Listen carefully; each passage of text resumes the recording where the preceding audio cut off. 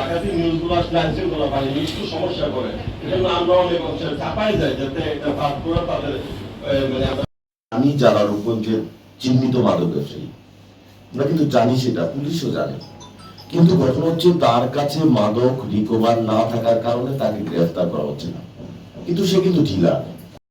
সেখানে অপরাধ প্রবণতা বেশি থাকে। কক্সবাজারে আমি দুইবার আনসার রাইডিং বা সবার আমি আমি তো বেশিরভাগ সময় যাতে থাকি। দেখলাম যে উনি ফেন্সিডিল, অনেকগুলো ফেন্সিডিল একসাথে নিয়ে উনি হেঁটে যাচ্ছে আর কি। তো পরে আমি ওসি সাহেবকে পাঠালাম, তো উনি বললেন